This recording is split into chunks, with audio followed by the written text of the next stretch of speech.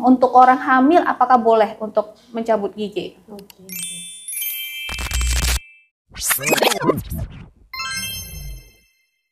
Dokter Gigi Siti Koriniken, spesialis prostodontia. Selamat pagi, Dokter Niken. Awal-awal nih.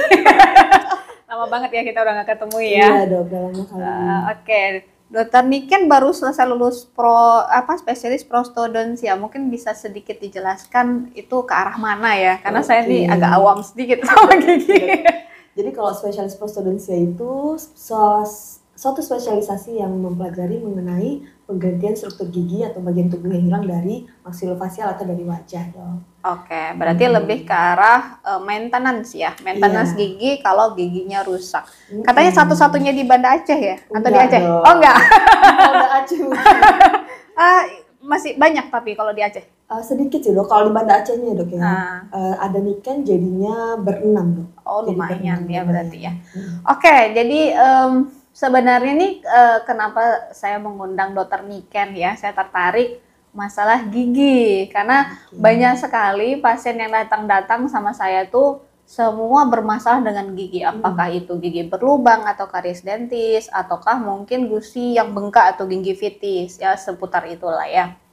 Mungkin dari Dokter Nikennya dulu lah. Paling banyak itu apa tuh kasus yang paling sering terjadi pada gigi yang biasanya datang ke Dokter Niken?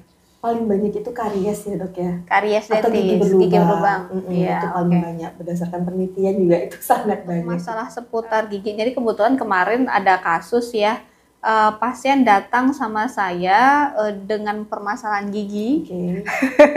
Kemudian intinya sih memang sebenarnya pasien gigi berlubang mungkin udah sampai ke arah pulpa ya, apa istilahnya memang gigi mati ya bahasa awamnya ya, memang gigi mati. Dan dia lagi perawatan sebenarnya. Nah, itu rencana mau dicabut, ternyata pasien taunya hamil. Kemudian pasien datang sama saya, dokter, ini direncanain sama dokter giginya pengen dicabut, tapi minta semacam surat dari saya gitu loh, untuk dari Objin. Nah, pertanyaan saya adalah pertama, apakah perlu membuat surat dari dokter Objin sebagai toleransi melakukan tindakan pencabutan gigi pada saat hamil. Nah yang kedua, bagaimana nih kalau misalnya kita lihat dari sisi dokter gigi gitu loh, untuk orang hamil apakah boleh untuk mencabut gigi? Oke, baik. Jadi dok, perlu atau tidak surat dari dokter Objin itu menurut saya relatif ya dok ya. Perlunya surat dari dokter Objin itu adalah untuk mengetahui bagaimana sih kondisi ibu hamil ini. Nah, untuk pencabutan gigi pada ibu hamil sebenarnya aman dilakukan apabila memang ibu hamil tersebut dalam keadaan sehat, tidak ada permasalahan dengan kehamilannya. Tapi memang harus kita perhatikan trimesternya nih dok. Karena minggu pertama sampai 12 kehamilan kita tahu itu kan pembentukan organ ya dok. Nah, di situ memang rentan sekali untuk kita melakukan tindakan invasif seperti pencabutan gigi, bisa berdampak ke bayi. Nah, yang amannya itu di trimester kedua nih dok. Trimester kedua kita anggap bayi sudah pembentukan semuanya, jadi kita bisa melakukan tindakan itu pencabutan gigi kalau memang gigi itu sangat-sangat mengganggu si ibu ini dan berdampak nanti ke persalinannya. Oke, berarti kalau emergensinya ya semester kedua menurut dari dokter gigi aman ya. Aman dokter. Sebenarnya memang kalau pertimbangan ini memang ada teorinya. Kalau dari Objin itu karena apapun itu, apakah itu inflamasi ataupun gigi berlubang, secara teori ya itu kan bakteri anaerob, dia mengeluarkan mediator inflamasi, toksin, racun ya, dan itu bisa menyebabkan dihubungkan dengan preteram lebar, kontraksi. Itu yang ditakutin. Nah, cuman memang kadang-kadang memang pasien datang, tapi dok udah semester 2 ya nggak apa-apa. Kalau misalnya saya pasti akan bilang ke pasien kalau memang seandainya itu memang suatu tindakan yang memang harus dilakukan, memang banyak manfaat dibandingkan mudaratnya, ya nggak ada masalah. Cuman memang nanti akan kolaborasi sama dokter Objin dengan segala efek samping. Tapi kalau dibilang berbahaya untuk janin sih, kalau saya udah baca-baca nih gara-gara ketemu dokter Niken nih, sebenarnya kalau di sini dibilang efeknya sih nggak bahaya ya untuk janinnya, cuman lebih ke arah membuat mules, kontraksi, Kalau dibiarin lama-lama dan nggak ada preventif, ya nanti bisa lahir prematur. Yes. Intinya seperti itu. Kalau di semester 1 selain organogenesis ada yang lain nggak? Karena kan kita tahu juga tuh kalau di hamil tuh kan sebenarnya orang hamil juga rentan dengan easy bleeding ya, rentan dengan ada pengaruh hormon, gampang bengkak, rentan perdarahan. Di semester 1 selain karena organogenesis ada pertimbangan lain nggak ya? Enggak sih dok, sebenarnya memang cuma organogenesis itu dok. Organogenesis, Jadi dari banyak ya. penelitian itu yang paling diwanti-wanti nih di dokter. Oh, berarti lebih ke arah rentan abortus ya, keguguran ya. Kalau semester 3? Nah, kalau semester 3 harus warning dok, hati-hati. Jadi kalau pada semester 3 yang kita perhatikan itu sebenarnya lebih ke posisi duduk si ibu nih di dental. Karena kan perutnya sudah membesar. Oke. Nah, otomatis biasanya posisi yang paling aman kan untuk kita lakukan tindakan gigi nih tidur ya dok, supin. Oke. Jadi pada beberapa jurnal itu dikatakan Supin tuh maksudnya tidur, terlentang ya? Iya, terlentang. Jadi kalau misalnya ibu yang udah masuk trimester 3, yang sudah lebih besar kehamilannya, itu bisa menyebabkan saya lupa, pokoknya bisa menyebabkan hipoksia ya dok pada bayinya. Hipoksia. Jadi ada vena di bawah uterus. Oh iya. Oh, maksudnya lebih ke arah pada saat melakukan pencabutan jadi kondisi terlentang lama. Iya. Sehingga menekan aorta sama vena porta, Yes. saya hipoksia ke janin. Oh, iya sih memang pengalaman saya juga kemarin tambal gigi lumayan lama juga ya dok ya. Iya dok. Sejam ya sampai lebih ke arah itu ya. Jadi lebih bagus memang tindakan yang lama itu tidak dilakukan pada ibu yang trimester 3. Nah, kalau memang harus dilakukan sekali, ya posisinya yang nyaman lah dok. Oh oke. Gitu. Karena berarti pertimbangan waktu ya. Pertimbangan di semester waktu, ketiga ya. Duduk juga, posisi duduk ibu juga. Oke. Itu nggak kepikiran. Tambal gigi dok. Masalahnya kalau pasien datang mau tambal gigi, saya nggak tahu tuh entah lubangnya sampai ke pulpa, entah harus perawatan lakar dulu, entah langsung ini kan tergantung diagnosis ya. Kalau tambal gigi secara general boleh nggak? Atau memang harus di semester kedua juga? Paling aman semuanya tindakan gigi ini sebenarnya dilakukan di trimester kedua dok. Semester kedua, berarti boleh? Boleh dok.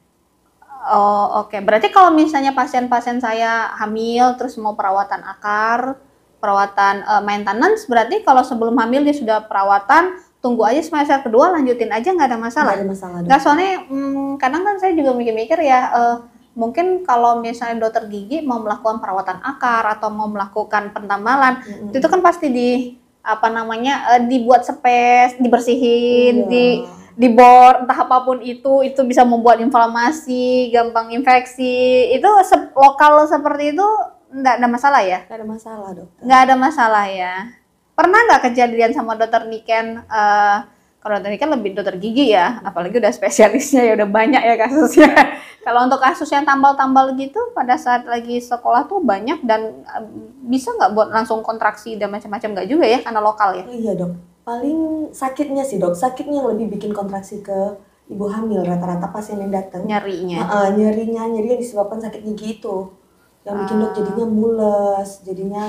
Tapi itu kalau nambalnya pada saat nyeri, iya. Pasti si dokter gigi nggak bakal mau dong nambal pada saat nyeri ya. Oke. Memang nyeri juga jadi masalah sih sejujurnya di hamil. Bukan permasalahan secara krusial, artinya adalah memang kita nanti juga akan memberikan efek impact dari nyeri itu kan bisa buat mules ya. Kita buat pemberian tokolitik biar nggak terlalu mules. Dan untuk nyeri juga kita nggak untuk orang hamil juga kita nggak bisa ngasih yang obat yang aneh-aneh juga gitu loh. Jadi ya memang kalau bunda-bunda yang pengen nambal kayaknya harus lebih bersabar dengan obat yang memang betul-betul apa adanya, yang benar-benar aman buat bayi ya. Oke, terus apa lagi yang sering datang ke saya ya?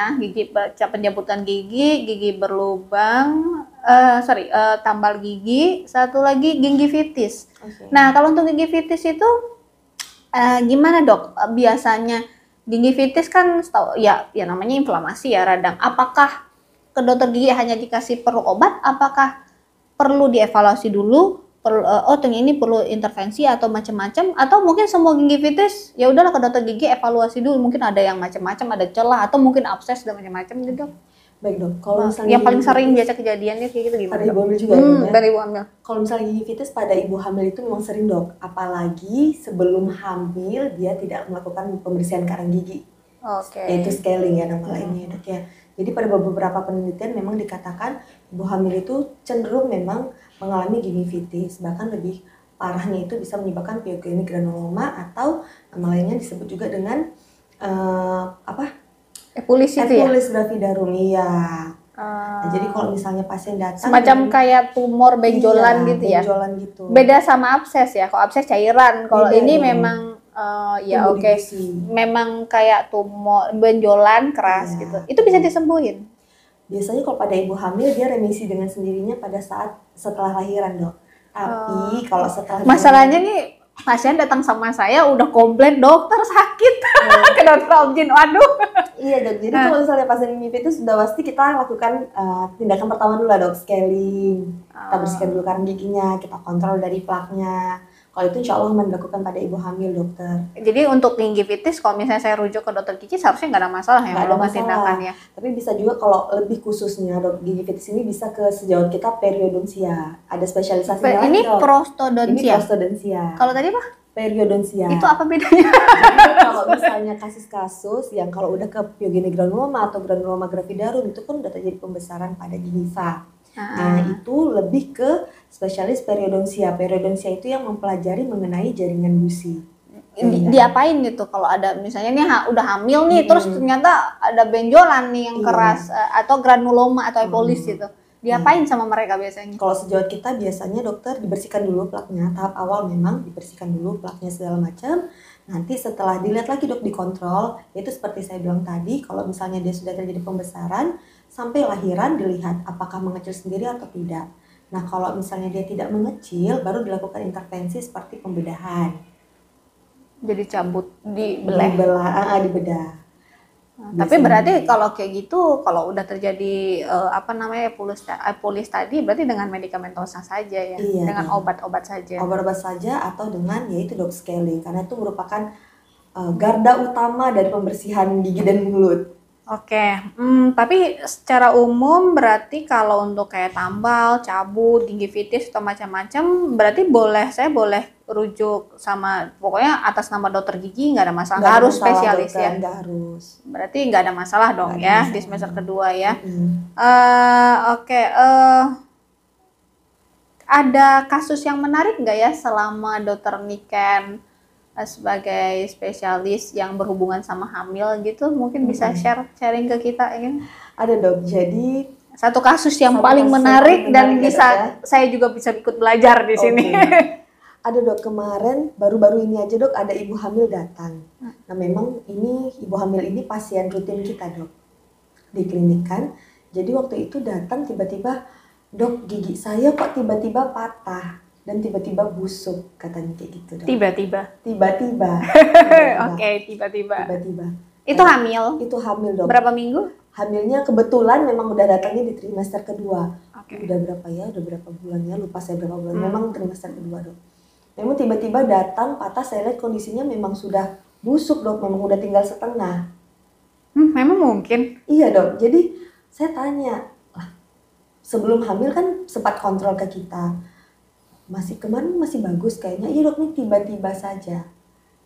Jadi ternyata pada saat saya tanya riwayatnya memang si pasien ini dok hiperemesis, maksudnya muntah terus tidak berhenti dokter. Oke.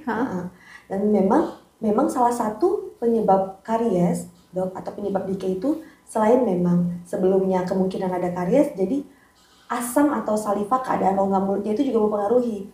Iya. Kan pada saat pertama kali hamil kita maunya makan manis terus kan dok, habis itu tiba-tiba muntah jadi malas, jadi makin cepat berkembang. Asid itu yang Iya, mempengaruhi. Tapi biasanya lebih ke arah gigi berlubang dulu ya. Ini kenapa langsung busuk ya? Iya makanya dok. Kok cepet?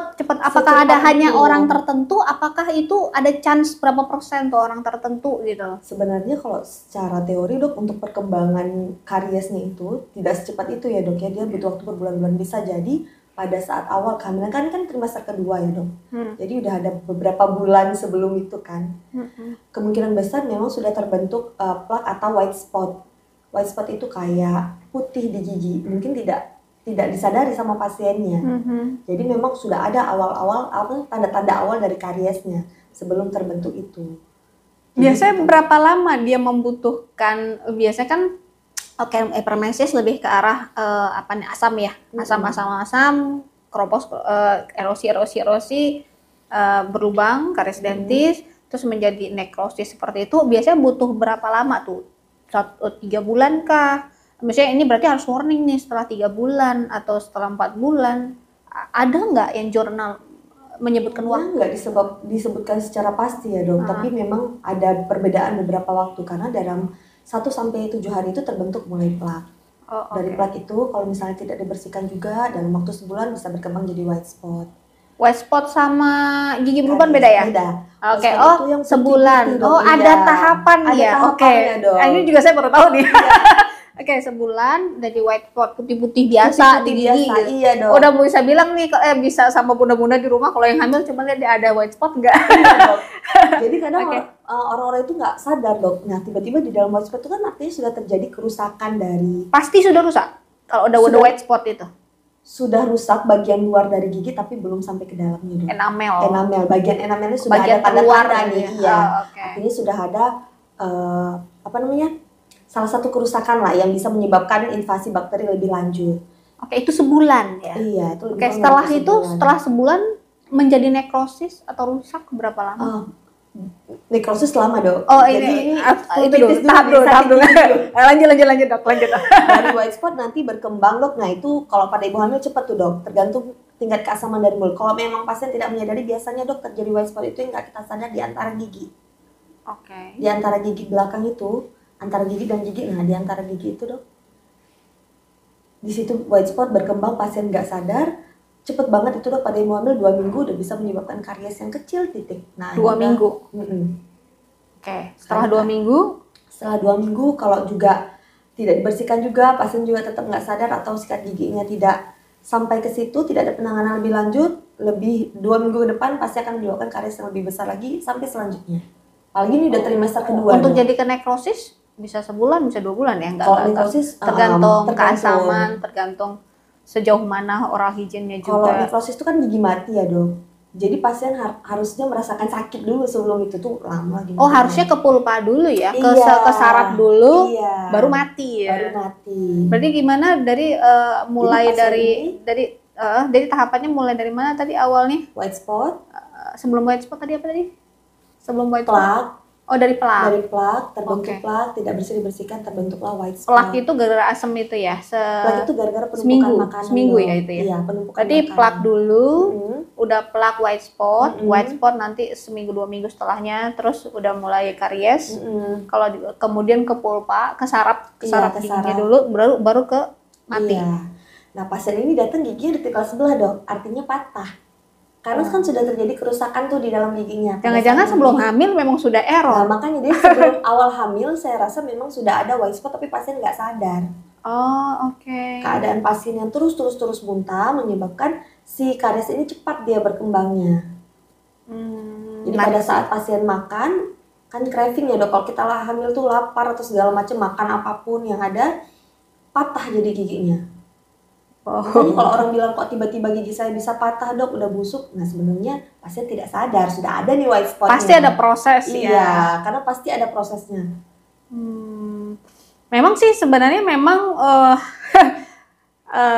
preventif itu perlu ya, jangan sampai pada saat kejadian udah deh heboh di jalan ya. Berarti emang preventif itu harus dilakukan dulu perawatan gigi atau scaling sebelum hamil ya. Kalau dari dokter gigi itu guideline-nya biasanya disarankan sebulan atau 3 bulan sebelumnya. Ada waktunya nggak? Ada untuk preventif. Bagaimana sebelum hamil, setelah hamil, saat hamil, setelah hamil. Silakan dokter Niken. Sebelum hamil sama seperti orang biasa dokter. Untuk orang dewasa itu apalagi pada keadaan gigi yang krodit atau maju mundur lah kita bilang kurang rapi itu 3 bulan sekali dok.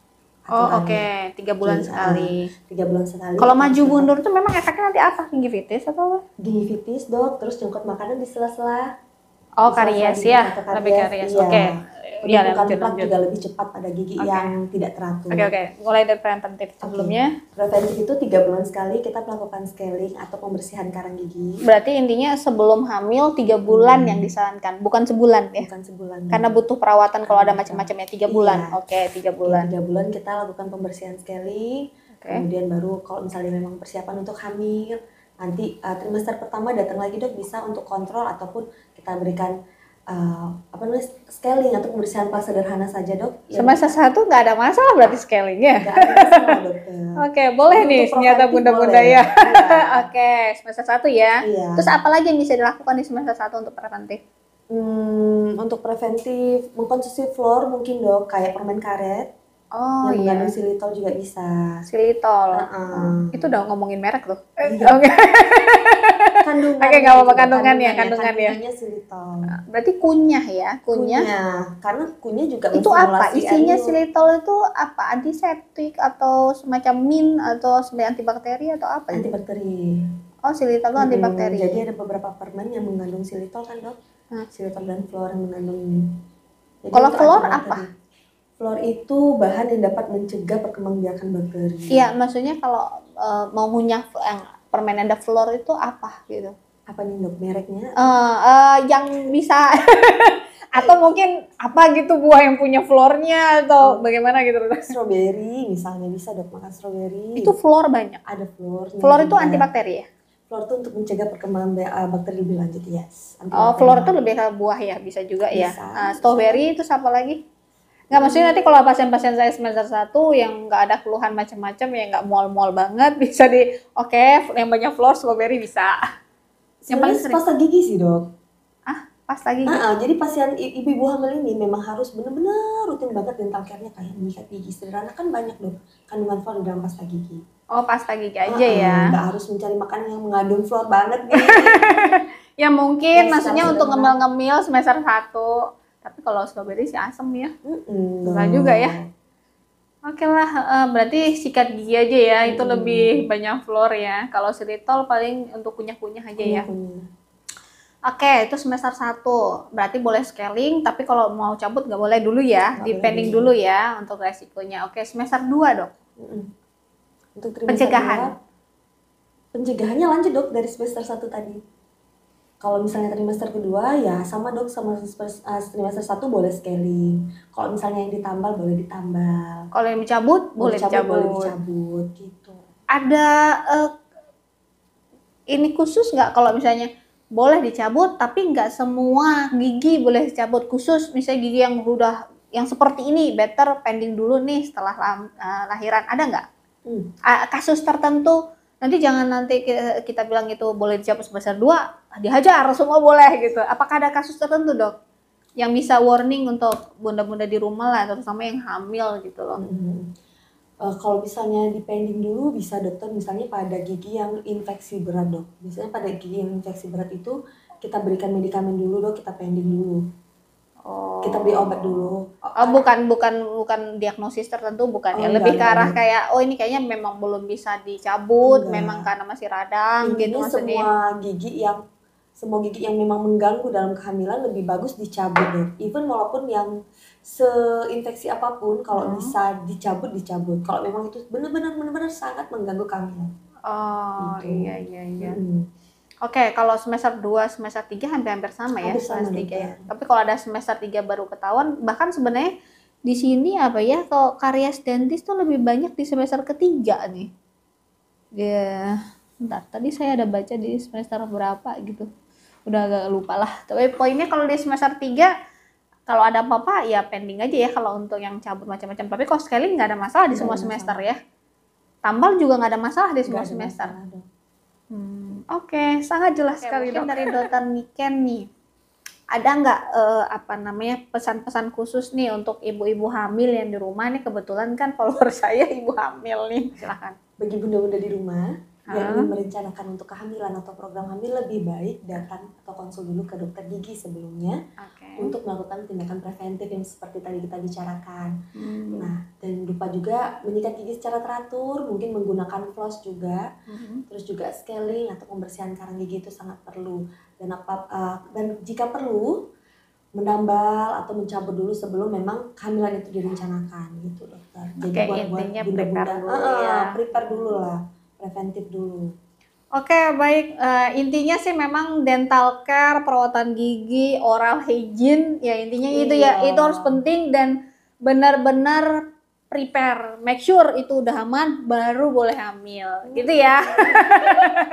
Oke, nah untuk kata-kata terakhir untuk bunda-bunda yang misalnya mau konsul ke dokter Niken, ya boleh. Ini praktek di mana dok? Di Tirtana Medical Clinic ya, itu khusus pribadi. Kalau di rumah sakit di Rumah Sakit Bayangkara, Polda Aceh. Oke, terima kasih dokter Niken atas waktu hari ini. Sukses dokter. terlalu.